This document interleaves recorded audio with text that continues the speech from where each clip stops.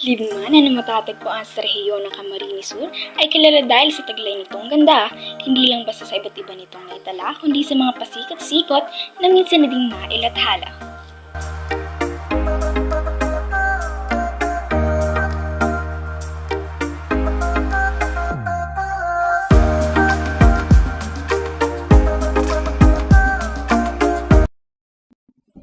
Ngunit sa kabila ng gandang taglay nito, ay may itinatago pala itong kababalaghan. Ito ang tulay na nagkokonekta sa Barangay Putot, Inalahan at Basel.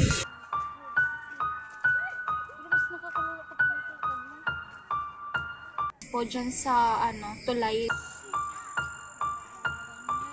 paramdam na yung kaluluwa ng mga hindi na natagpuan na bangkay. May naririnig din silang humihila ng kadena, ng nakatayong babae, na nakaputi.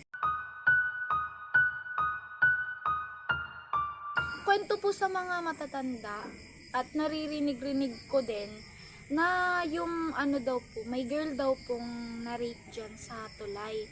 Tapos pinatay daw siya after niyang ma-rape and ihinulog po siya sa ilog. Tapos hindi na daw po natagpuan yung bangkay.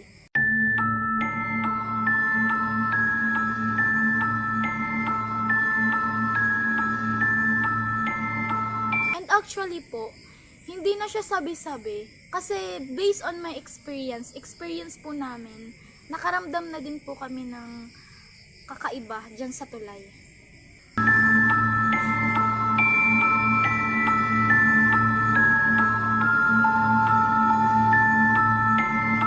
Base sa mga naririnig kong sabi-sabi ng mga matatanda, meron daw silang naririnig na humihila ng kadena, may nakikita rin silang babaeng nakatayo.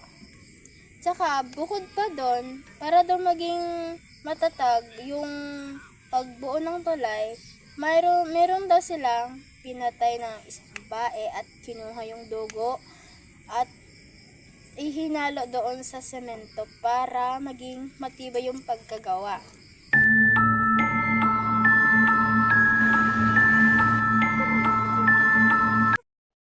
Para sa akin, mas magandang maglagyan ng ilaw ang tulay upang maiwasan ang mga ganyang insidente.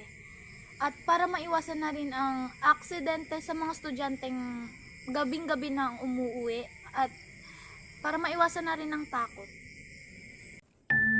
Kawalan ng ilaw kaya ang dahilan kung bakit merong mga bagay-bagay ang mga nangyayari? O talagang merong nagtatagong kababalagan sa likod ng napakagandang tanawin?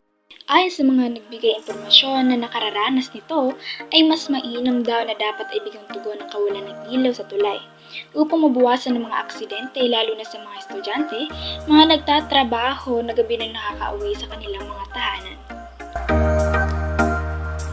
Sa kabila ng mga nararamdaman, naririnig at nakikita ng mga tao, ay hindi mo pa rin maikakaila ang tunay na ganda nito. Hindi man natin alam ang tunay na nangyari at ang mga mangyayari, ay huwag pa rin natin ipabahala ang mga pangyayari na minsan na din naramdaman ng nakararami.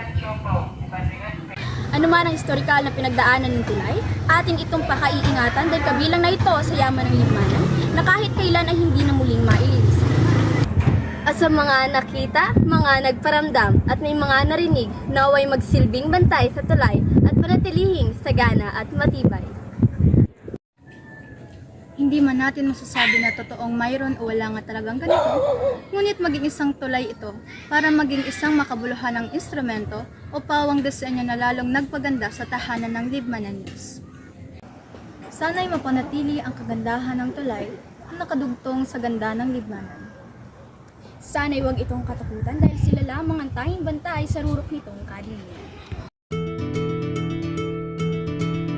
Sana'y matugunan ng mga barangay officials ang nasabing kawalan ng ilaw na nagbubukas sa mga imahinasyon ng kanilang mga nasasakupan.